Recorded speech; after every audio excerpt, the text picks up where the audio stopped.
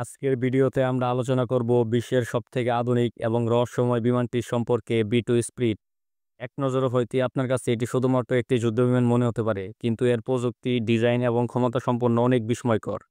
B two spirit বা stealth bomber আমেরিকার এয়ারফোর্সের একটি অত্যাধুনিক যুদ্ধবিমান যা মূলত সুষম আক্রমণ এবং ধ্বংসাত্মক শক্তির জন্য ডিজাইন করা হয়েছে। এটি প্রথম আকাশে উড়েছিল 1989 সালে। এরপর থেকে এটি পৃথিবী জুড়ে একটি আতঙ্কের প্রতীক হয়ে উঠেছে। কিন্তু কেন? আসুন জানি। বি টু স্টেলথ বোম্বার বিমানের ডিজাইন।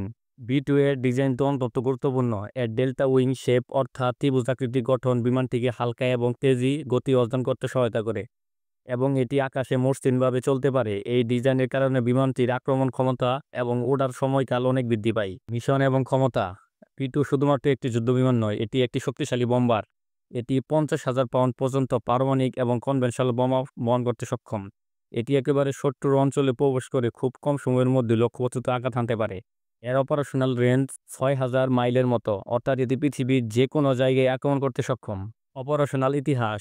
বি টু বিমানটির অপারেশনাল ইতিহাস অনেকটাই গোপন, তবে এটি 1999 সালে ইউরোগ্লোসিয়ার উপর নেটোর বোমা হামলায় অংশগ্রহণ করেছিল এবং একাধিক অভিযানও ব্যবহৃত হয়েছে।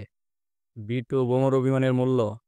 এটা বলার অপেক্ষা রাখে না যে বি টু বিমানের দাম অন্তত বেশি, প্রায় $2 মিলিয়ন প্রতি ইউনিট। এই কারণে বিমানটির সংখ্যা পৃথিবী জুড়ে খুবই সীমিত।